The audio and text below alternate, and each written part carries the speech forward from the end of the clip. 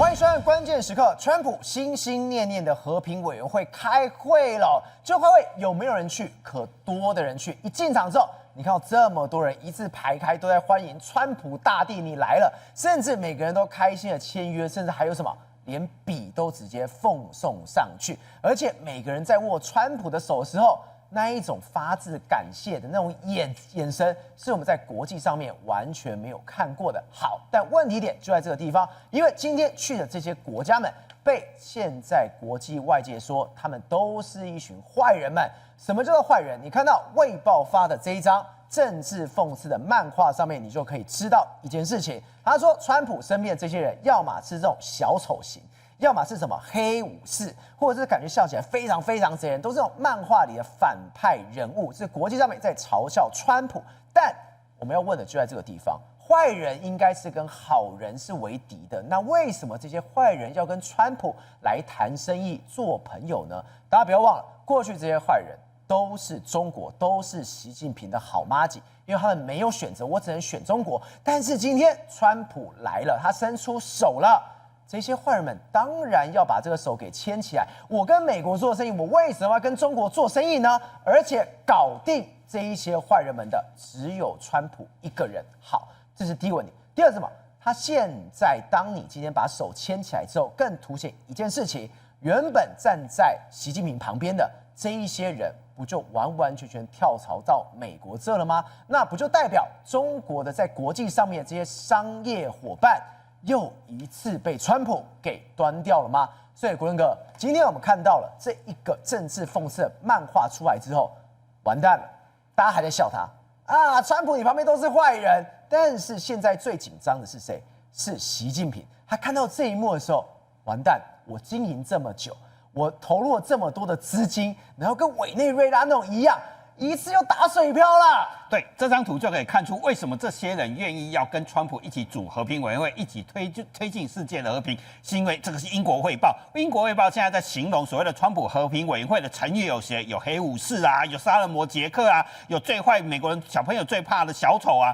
一群人组成的和平委员会，英国卫报跟西方的媒体、欧洲的媒体不能讲西方媒体，欧洲的媒体是这样讽刺他。可是他们有没有想过，这些人为什么会成为坏人？为什么他们最后会跟中国变成朋友？是因为包括拜登时代或以前的美国或欧洲这些国家、欧盟这些国家，以前你就会觉得他们落后，或者是他们是独裁，你瞧不起他们的价值，你不愿意跟他们合作，也不愿意协助他们啊，以至于他们才会变成所谓的川普的变成习近平的好朋友嘛。以前你不跟他合作嘛，结果川普现在改变一个方式是，我们一起来促进和平，一起来做生意。所以以前美国可能不会做到的生意，不会接触人，最后就变成中国商业伙伴嘛，就是这一群人，现在他们全部靠过来，所以达沃斯变成是什么样？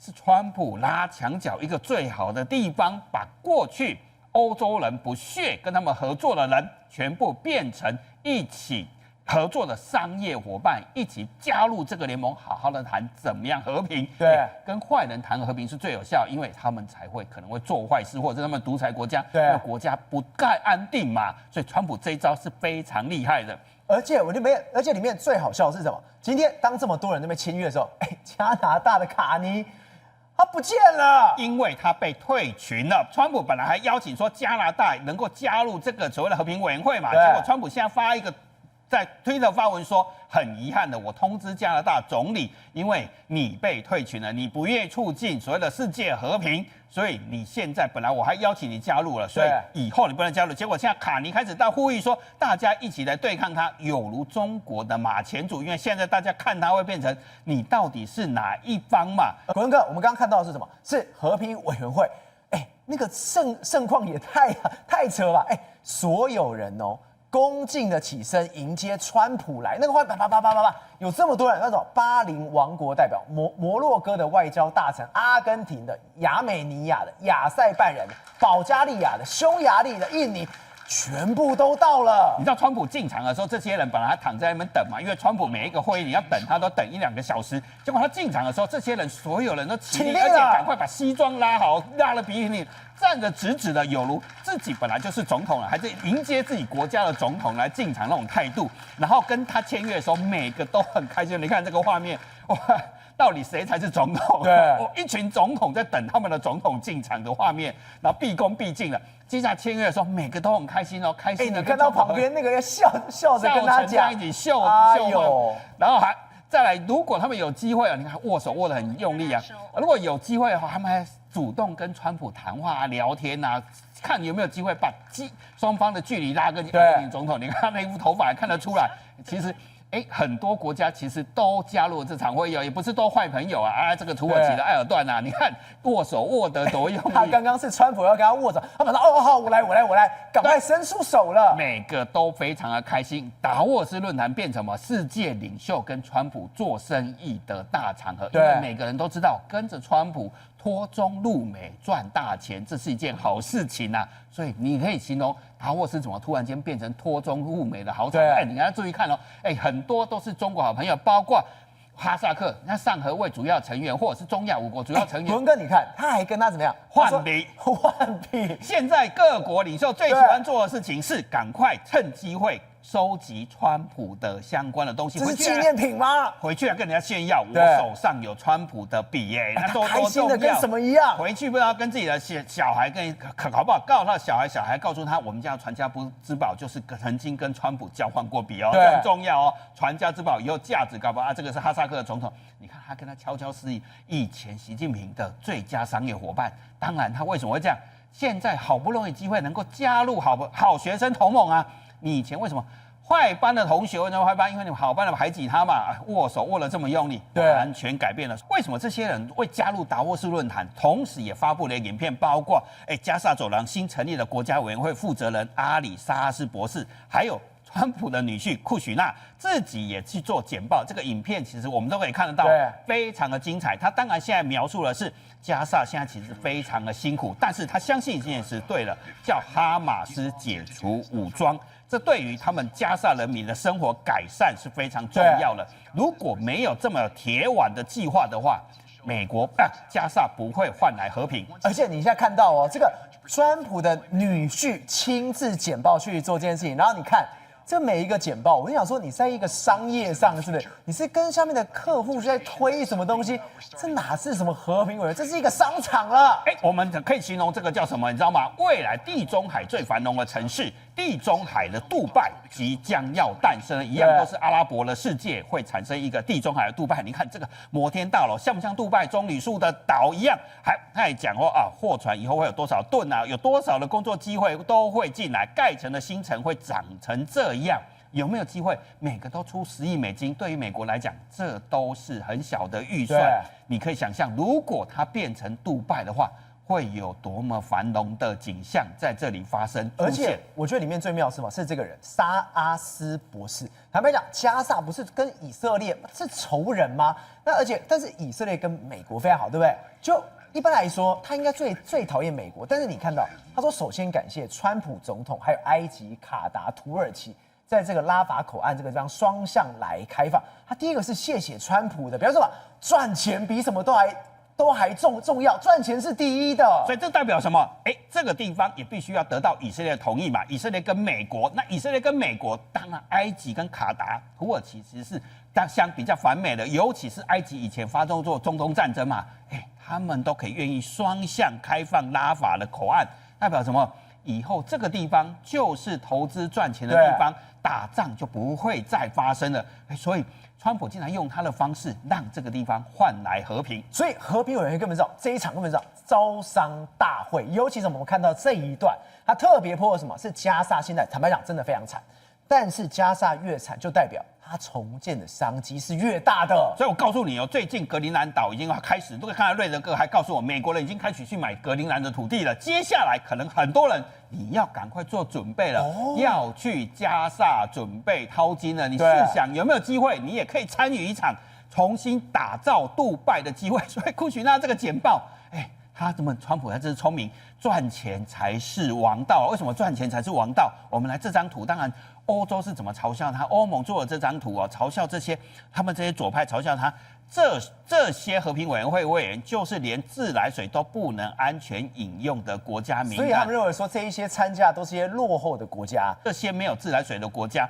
这些国家为什么他们很想发展嘛？所以川普在这一场达沃斯论坛，为什么这么多人响应这么开心？我告诉你，细节都藏在里面。1月的时候，土耳其跟美国已经谈好了，我除了盖了核电厂之后，我最需要什么 SMR 的核电技术？为什么土耳其地震起来也是吓死人？所以他们希望除了俄罗斯帮我盖核电厂之外，我以后要盖小型的核电厂，这样比较安全。已经签约了哦，1月才刚刚签的。对，所以土耳其拿到什么最新的核电技术？以后美国要盖核电厂，他可以跟他合作。再来哈萨克跟他合作什么？他有很丰富的钨矿啊，但是他以前拜登这些人不愿意跟他合作啊，所以他现在签约要10月的时候，去年10月也是这场登场之前的3个月前。要开发1.5万吨的钨矿，钨矿其实很轻的哦，所以它会成为全世界第2大的钨矿生产国。哈萨克跟美国合作之后，直接变成第2大。对，所以去年美国的矿山跟美国跟哈萨克已经谈好说要开发钨矿，所以刚才握手为什么这么用力？是因为我们双方早就谈好了，钱来了。对，好，我来亚塞拜然哦，他跟亚美尼亚也打得非常凶。这里也非常的动乱的，在地中海附近打得非常动乱。它有石油，它在巴库这个地方有石油。它接下来这一场活动之后，2月它就要去美国考察。以前这些国家要去美国都可能很难申请，也不愿意跟他做，要探讨 AI 跟网络安全、跟再生能源、跟稀土的合作。川普每个都想提携这些国家，看能不能发展起来，对，看能不能改善他们的生活。这次蛮妙，是美国中部是什么？是 AI 的团队。是进到亚塞拜然，没想到是亚塞拜然。如果亚塞拜然真的可以做，那亚塞拜然削翻嘞，对他们就可以发展起来了。所以不要嘲笑他们没有自来水饮用，而是他们为什么没有自来水饮用？你有没有帮他们嘛？为什么他们到今天没有安全的水用？就是这个原因啊。当然，我们可以讲为什么过去这么多年，他们都跟中国合作。也没有提升上来，可见中国也帮不了忙嘛，甚至中国还会给人家毁约，毁什么约？你知道吗？俄罗斯最近碰到一个大问题，也是这几天，你看，他自从普丁宣布要加入所谓的和平委员会之后，中国竟然干了一件事情是，你明明跟人家签约说你要保证采购电哦，从2012年开始买到2037年，总共25年的时间。我们知道国际合约签了，你就要保价跟保量给人家收购，现在你就翻脸说，我现在电够了。我们前几天不是讨论过吗？中国是现在全世界盖发电厂跟发电最多的国家，现在他就说，我的电比较便宜，我不跟你买了，这个就说不过来了，因为电网人家发电厂盖了，电线拉了，这都是投资，你不能说，我现在我电比你便宜，我就不做了，这个就是完全跟他合作。不知道什么时候翻脸不认人的时候，而且这会影响到国际商业合约。中国这时候出了这个手，难道这个和平委员会真的间接让这个中俄关系出问题了吗？所以中国跟加拿大现在不是烂兄烂弟吗？因为他们2个都没有在群里面，所以是不是借由这个机会来跟俄罗斯说，你为什么跟他走这么近？我不要跟你采购电了。可是反过来人家讲，你怎么说翻脸就翻脸啊？我们再来看普丁，很好玩哦，普丁现在完全在帮川普讲话，而且讲话讲得非常的有趣。如果丹麦看到自己都觉得丢脸，我来举几个例子啊。他在安全会议致辞说，其实我们也卖过岛给美国啊，阿拉斯加就是我卖的，我当年卖了720万，我有说不卖吗？现在大概价值台币54亿。然后普丁还蛮贴心的，就替川普来算这笔钱大概多少钱呢？以现在格陵兰的价格跟我们阿拉斯加比啊，大概是2.5亿到2亿到2.5亿啊。那我再把它加高一点，就是10亿啦，319亿元。普丁还帮川普算价钱，那不就帮他助攻吗？对，现在的财务长就变成普丁了。对，好，可是普丁历史也学得好哦，我这里还真的要称赞普丁。我刚才维基了一下，他就普丁有读书的哦，他就讲哦，他除了美国付得起这笔钱之外，他就说你。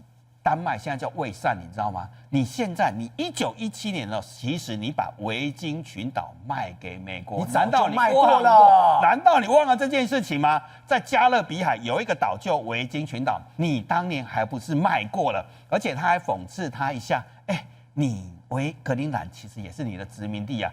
这个年头还有人所说的价值，你说全世界和平的价值不要殖民。那你还不是占领一个殖民地？你当年卖过了啊，你是不是也要接受这件事情？所以普丁，你要转过来了。不仅是一个财务长，还是个历史学家，还是个哲学。然后泽伦斯基讲这句话也是很有趣，普丁的态度改变了。对，重点是普丁要出这10亿，要停战嘛，对美国就解除冻结。所以泽伦斯基也讲了这句话：俄乌战争很快就要结束了。所以他发言代表，真的和平会到来。对，打了4年的仗，欧洲都没有办法解决，反而在川普任内解决了。华尔街日报他特别报，他说酒水不设座位，直击川普在达沃斯与多位 CEO 的私人的招待会，里面都是大老板，身份地位非常高的。结果他们足足等了川普1个小时，这时候他们等到这个人之后，开心的跟什么一样了？对，什么叫做美国的军力？什么叫做世界上最重要的商业合作？跟美国做有没有钱赚？看这场会议，所以川普在达沃斯论坛，每个都是计算到极致的。如果你每个国家的领袖看到说每个人站出来，你都很想跟他合作，更何况是川普竟然让这100多个人在那边等了1个半小时哦，1个半小时站着等哦，里面包括谁？我来举给你看哦，库克在这里，高通的艾蒙在这里，黄仁勋还没有到尽头，连黄仁勋还排到后面，他也等了1个半小时。所以美国的大银行、大企业，世界上最有钱、最有权力的人，在这边等1个半小时。川普竟然握手之后还隔着红龙争相跟他握手。对，川普隔着红龙还争相跟他握手。这些人等川普握完手之后离场，还要再等1个小时，对，等于他们等2个半小时。而且你看到我们刚刚讲，这是库克，对不对？你看川普，这个下巴多抬很高。如果其他的国家想要苹果去投资，想要黄仁勋投资，大概要这样啊，谢谢你啊，很热心的握。你可以看到川普这个动作叫什么？这叫是实境秀，让全世界各国领袖看到说，我今天叫谁去跟你合作，我都叫得动。我跟哈萨特的合作，我跟亚塞拜然的合作，我不会跳票，你们开心的等，我会指挥这些人。而且连马斯克马斯克本来是一个不愿意再去达沃斯他还曾经发言说，我这辈子再也不去了，我不去达沃斯了。结果这一次他还悄悄跑去了，他还跟达沃斯的主办说，我这次要去然后我还要再发表演说，你要帮我安排你看。全世界的企业家、重要的人，全部都跑到这一场来了。而且你可以看到《金融时报》这个标题是什么？我今天是等待王，就等于是全部人都在等待川普来了。接下来，《经济学人》又用一个很讽刺川普什么嘛？他就是像一个野蛮人骑着北极熊登场，在等一下，这一张照片不是以前是普丁吗？对，他变成这上面是川普。对。现在欧洲还是用这个方式来讽刺他，就像一个野蛮人骑着北极熊要来征服格陵兰跟北极嘛。可是泽伦斯基讲了一个大实话，所以我们刚才不是讲嘛，泽伦斯基说有可能和平即将来临。对，因为过去欧洲这些做法根本对和平没有帮助。他在轰欧洲。对。他在怎么说呢？他讲了，其实在讲说魏善跟这些人表里不一的很近。你看有在欧洲的时候，就有人提醒他跟美国人不要谈战斧飞弹啊，因为普丁会生气，所以你们不要讲啊。可是欧洲这样立场明明你要以战止战，你要让俄罗斯知道我们有战斧飞弹才会停嘛。所以欧洲要跟他说，你不要谈战斧飞弹。然后谈到金牛座飞弹的时候，又会谈到土耳其，然后欧盟这些外交官就会跟他说：“你不要这样啊，希腊会不开心啊，希腊也是欧洲的一员呐。”然后你要拉拢土耳其的时候，你又要小心希腊，所以欧洲永远在那边犹疑不定啦。对，你到底有没有决心要解决战争嘛？然后伊朗发生问题的时候，这么多人被杀，只有谁现在派军队去波斯湾，准备要抢救伊朗？就只有美国，就只有美国，欧洲人还不在那边喊，你根本没有提供帮助，也没有对策嘛。贝森特也难怪敢在达沃斯直接呛非常白。欧洲4年后的今天，你要记住一件事情，你怎么还在买俄罗斯的石油？他也跟所有人讲你没有听错，这还在买，你怎么会资助一场针对自己的战争？就要呛完之后，全场没有人敢讲话了。对，打向欧洲的子弹是欧洲人出钱的，能够解决战争只有你们自己才做到。可是你们从头到尾都是表里不一嘛，甚至贝森特会讲说他们效率有多差，决心有多差。一个欧洲商人就讲说，要见美国的财政部长贝森特，我只用3天就可以跟你们谈了。结果你要见欧盟的主席冯德莱恩，你要花90天，还可以多么的官僚，多么的迂腐迂腐，3个月。所以谁才可以真正的改变世界？谁才可以真正替世界换来和平？川普用做生意的方式，让世界看到原来生意就可以带来和平。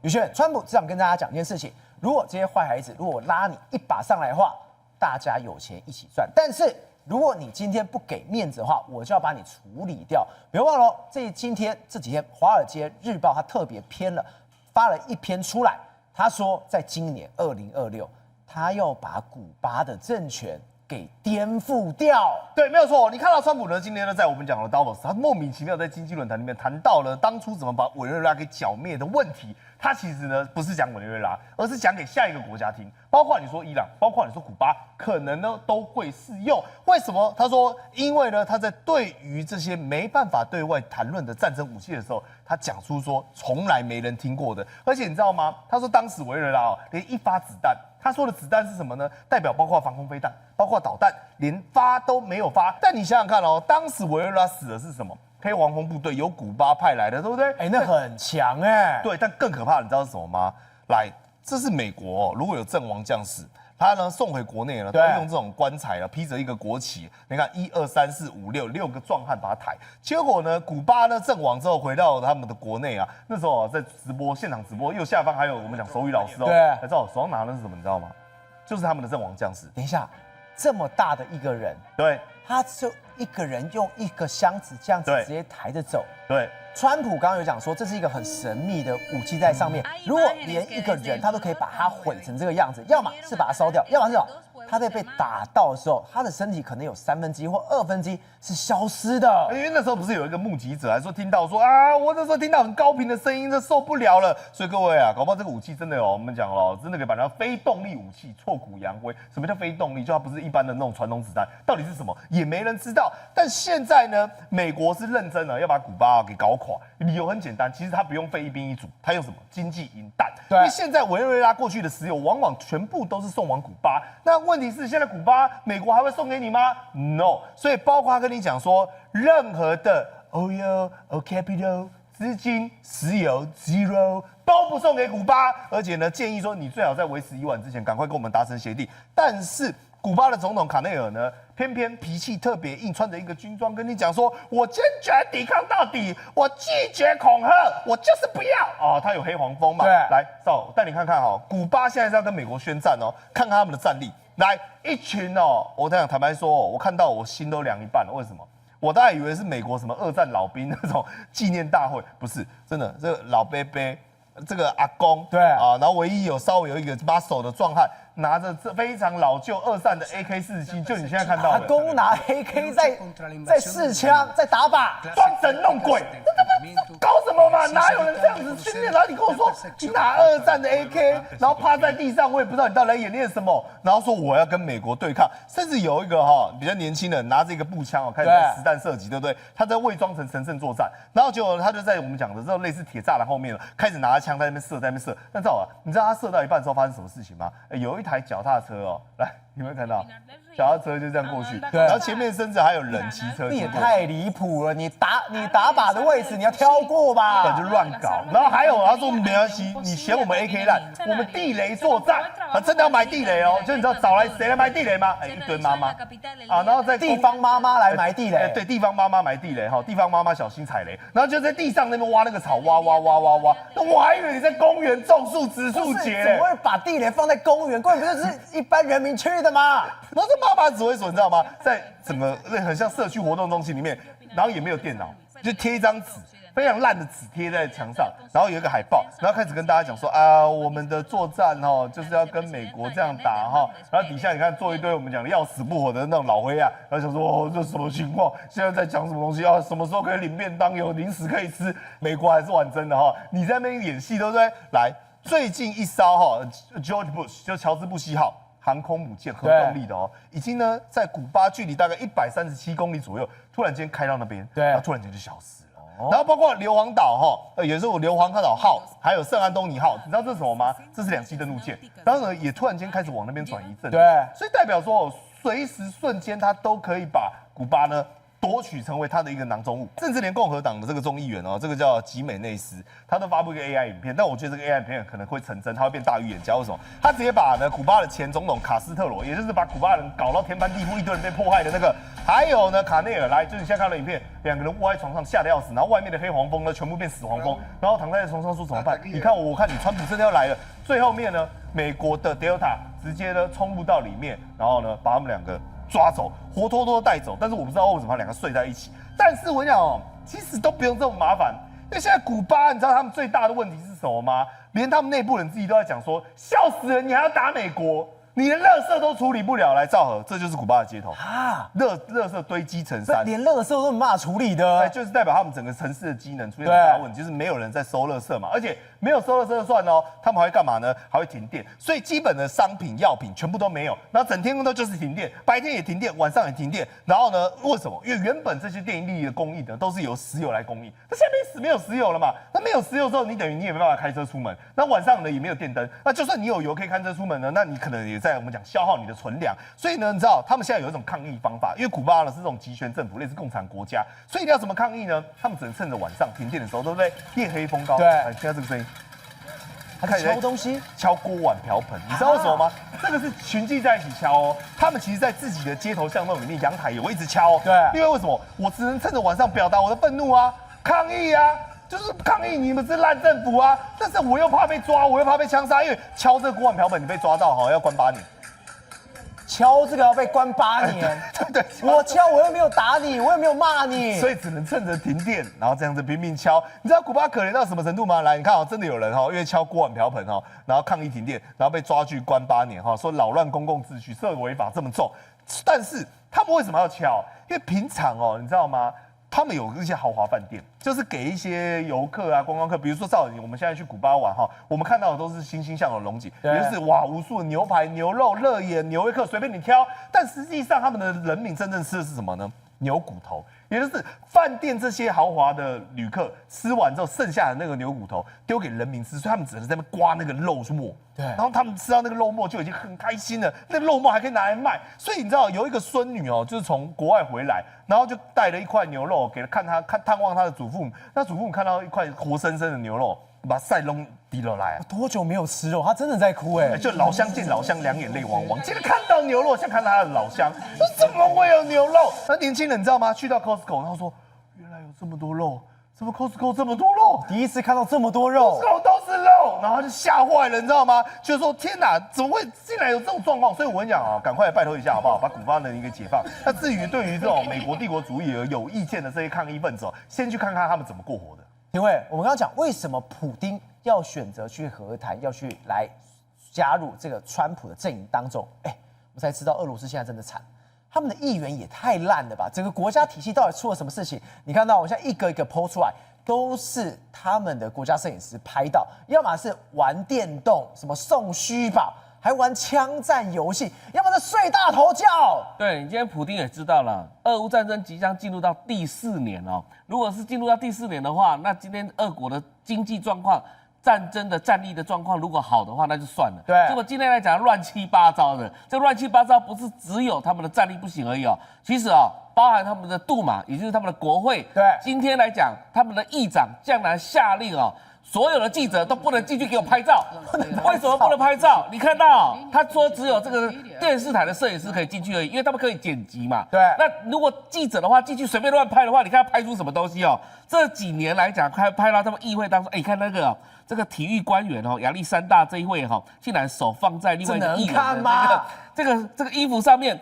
还有呢，你看有一个在那个开会的时候，不知道在喝饮料就算了，还在玩杯子，有没有？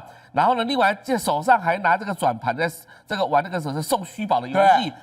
此外呢，你看到下面那个睡成一番呐，你看全部都是在睡觉，但是睡的各种姿势都有。这种姿势也太厉害了。对，然后他们会不会落枕？就下面的那个孩子这个旁边还有人在拍照拍他睡姿这个是玩起来了，你知道吗？另外来讲的话，很无聊吧？所以呢，你看到这个桌上的那个所谓的本来就是要秀给议员的那些这个所谓的荧幕竟然自己下载这个游戏在那边玩游戏，玩枪战游戏，给你的平板结果你拿去玩什么枪战游戏？对啊，另外还有下载西洋棋，这边玩西洋棋，所以整个来讲的话，这个议会乱了套啊。那为什么呢？其实俄罗斯它现在已经进入到一个就是大家也不知道怎么办的一个情况哦。那你知道俄罗斯它这些国家缺钱的话，这几年来哈，因为俄乌战争的期间呢，就开始征收一些私有财产，变得国有化。那国有化的目的要干嘛？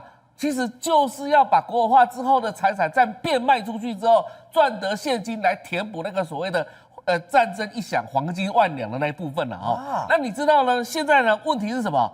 国有化就算了，但是呢，你现在包含很多的国有资产在抛售的时候，没有人要去买这个东西。所以你看到最右边这个莫斯科的最繁华到前3名的就是这个机场，这个机场是多莫杰多沃机场。第3繁忙的机场，一年来讲1560名的游客，照道理讲应该是很赚钱的吧？对。那结果呢？竟然它国有化之后，要在抛售的时候，完全没有任何人去问啊，就是说完全卖不出去啊。这一个普丁他现在已经开始有点觉悟了。既然川普邀请他，那就把他当做一个所谓的救命神啊。所以我们看到经济。学人这一次来讲，当然是用川普这一张哦，骑着北极熊，但骑着俄罗斯啦。然后呢，问题是，当然他也要这个格陵兰，但是有人做一张梗图啊，这个梗图是俄罗斯人做的，就普丁现在可能要骑上熊猫了，为什么呢？骑着中国。对，为什么要骑中国呢？因为这普丁到最后来讲的话。可能他被川普骑了之后，那个普丁不知道怎么办，他必须要求救，可能要把这个中国压下去，也是要中国来买单哦，所以可能会骑着中国，所以当然就这当中来讲的话，就形成国际社会的一连串的一个所谓的蝴蝶效应哦。因为你知道哦，当普丁可以把那些国家就是坏学生全部收拢过来，你看那个和平委员会啊，里面的和平理事会里面都是一些成员，都是一个很奇怪的成员哦。对。进来之后呢，然后呢？又可以把普丁治理的规规顺顺来讲的话，到最后来讲话，中国有朋友吗？中国朋友都被拉走了、啊，中国什么都没有了。然后呢，这个什么我们讲环顾四周来讲呢，都没有朋友的情况之下，到最后习近平也只能向川普称臣了。瑞哥，我们看到这次达沃斯论坛上面，欧洲被骂的体无完肤，还有什么马克宏他也被酸了一下，结果没有想还有一个美国人被骂了，这是谁？是美国的加州的州长纽森，纽森被谁骂？被贝森特喷爆嘞！对，没错。那么事实上呢，这次美国总统川普啊，空军1号先是飞出去以后故障，又飞回来，又换了一架空军1号，然后终于飞到了瑞士达沃斯了以后呢，发表了一个我爱欧洲，但是欧洲惨不忍睹的一个演讲，把欧洲这些领袖批得一文不值，体无完肤，骂了一顿以后。突然间，他这个话题一转，骂了他们加州的这个州长啊，那么纽森啊，这个非常生气以后呢，在这个相关的会场外的记者会，就拿了一个护膝是干嘛用的？红色的护膝，就他拿那个，对，护膝是干嘛用的？护膝是放在我们的膝盖，对不对？他在讽刺你们欧洲的这些领袖，包括北约的秘书长。都在跟川普下跪了，这一场这个等于说明明是世界经济论坛呐，明明是那么川普自己个人秀在吹捧自己美国有多好，怎么会变成美国总统跟美国的加州州长的对干？然后呢，川普就直接骂他说，这个等于说快要下台的这个家伙哦，那么如果他正在摧毁他的这个治理的这个加州。如果哪一天他治理国家，这个国家就会变成委内瑞拉了。他的意思是说他不值一文呐，然后呢国家一塌糊涂了。他为什么这样讲？因为呢，包括这个贝森特呢，他都直接拿钱嘛，贝森特就拿钱出来讲说，这加州在他治理之下呢，已经诈欺案骗走了70亿美金呐。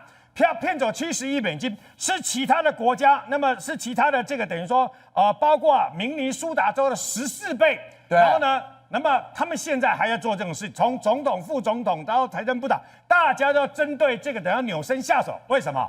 因为他想选纽森，可能是下一届的民主党的总统候选人。而且这一次贝森特他喷的真的太大力了，来，这些话是他讲的，不是我讲的哦。他说纽森的州长，在我看起来，他就像一个什么美国杀人魔，他们那个剧里面的男主角，跟芭比的男主角肯尼的这种什么结合体。好，这个结合体完之后，他也在喷说，他是唯一一个比贺锦丽更不懂经济学的加州人。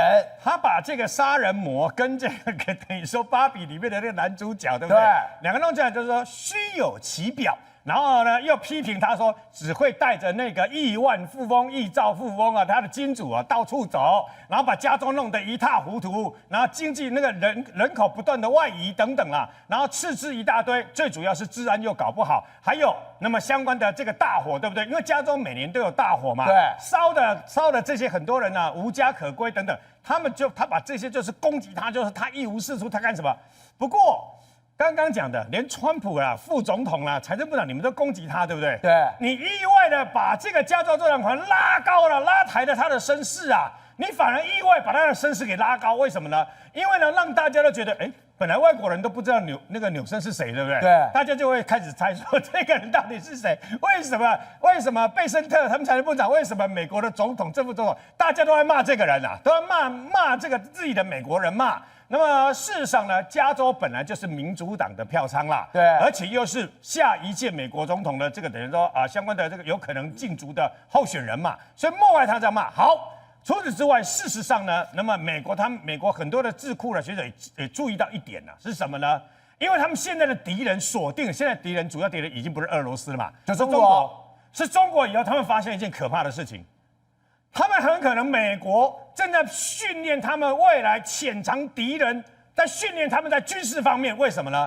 因为呢，你知道美国有很多飞行学校嘛？对，美国很多飞行学校这没什么啊，但是他们后来发现，一年有好几千个中国人呐来美国买美国包括加州、亚利桑那州的这些飞行学校，那么训练他们飞行。那训练飞行也没什么，不好意思啊，隔壁就是美国的空军基地。对，美国的 B1B， 美国的 B2 轰炸机、逆中战机，美国的 F-35等等啊 ，F-22，在很多地方都距离这些所谓的空军学校呢非常的接近。而且瑞哥这件事情是这一本书最新的书，叫做《无形政变：美国精英与外国势力如何将移民转化为武器》。它里面直接讲更白，他说你加州在干什么？你的这个所谓的基地竟然在培训，刚刚讲的不管是飞行员或什么，但是它背后是什么？